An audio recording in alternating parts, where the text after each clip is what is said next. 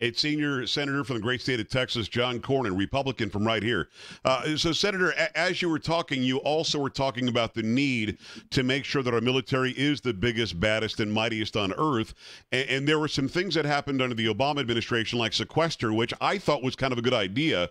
And I think that you and I talked about it at the time because it was supposed to be a debt and a deficit reduction plan that ended up really just exponentially hurting the military, right? Well, it kind of backfired. Nobody really thought that sequester would take effect. We thought that the consequences would be so ugly that Congress would work out with the Obama administration a grand design to try to come up with a settlement of all of these financial issues. Unfortunately, it didn't work. So the consequences, Joe, are that we've cut our military spending by 20% during the Obama administration at a time when the array of threats has never been greater to our country. So this is something we need to take care of right away. It's Senator John Cornyn. Senator, does it look like that's going to happen, or is there going to be a fight from the Democrats on this? Yeah, there's going to be a fight because they want to increase non-defense spending every dollar for dollar that we increase defense spending. They simply don't view this as the priority that I do. And I think it's the number one responsibility for the federal government. But others just view it as just ordinary spending, and they think, well, this is a way to leverage more spending in non-defense discretionary spending. So we're going to have a fight, but everything in Washington is a fight these days, and but it's a fight worth having. It's Senator John Cornyn, great Republican from the state of Texas. We appreciate you coming on. We got the president now back from his first trip overseas.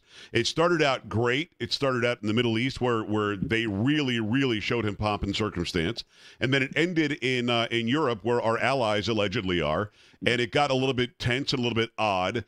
If you had to grade it, and maybe you don't have to grade it, but I'm asking you to anyway, if you had to grade that trip, what do you think? I mean, how did he do?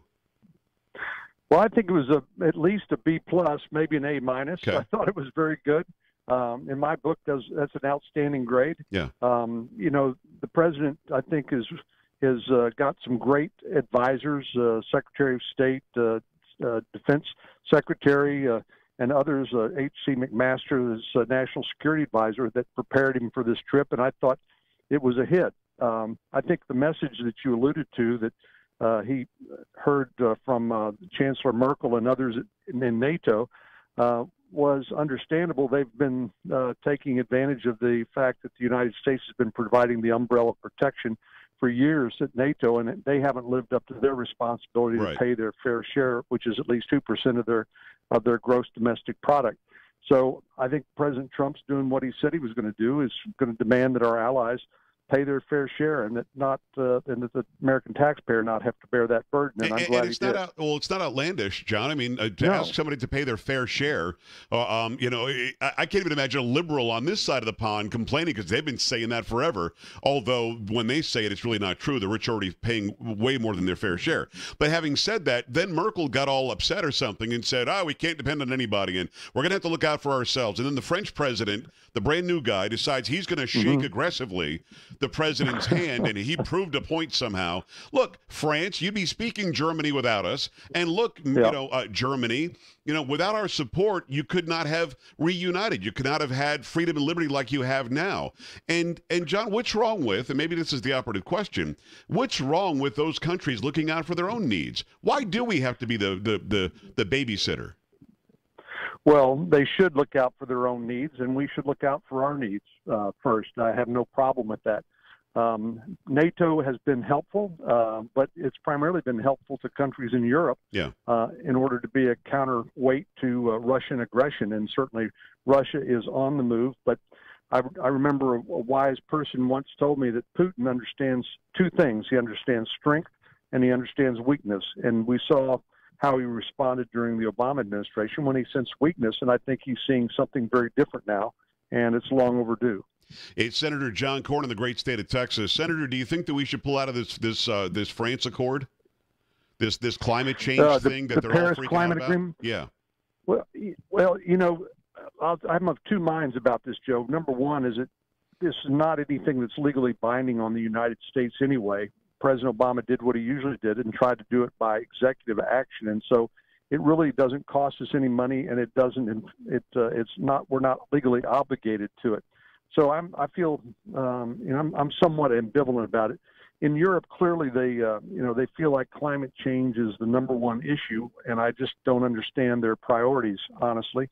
One of the things we need to continue to do is to drill and produce natural gas, which has been one of the best things for the environment from an energy perspective in a long time. So I really don't have strong feelings. I get the sense maybe the president will just leave it on the books, but like I said, it doesn't cost us any money and it doesn't legally obligate us, so I don't really see a downside. Yeah, it's interesting that you alluded to how Putin felt about Obama compared to now. You actually, to get back to the Middle East, and we've got less than a minute, but to get back to the Middle East, they reacted very differently to this president than the last one as well. Is it the same thing as you said? They react to strength? Well, I think they view the largest regional threat there is Iran, which is the number one state sponsor of terrorism. Right. They are, of course, Shiites, and the Sunni countries, which are the other Gulf states like Saudi Arabia, felt like we have not stood with them against Iranian aggression, certainly in Syria and in Israel and elsewhere where Hezbollah and Hamas have been killing innocent people. Right.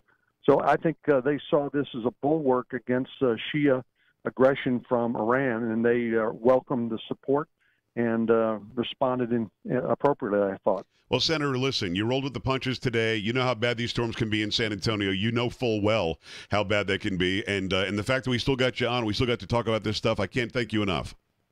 Thanks, Joe. Great to talk to you. Talk to you again very Bye-bye. soon. Senator John Cornyn, Senior Senator of the great state of Texas.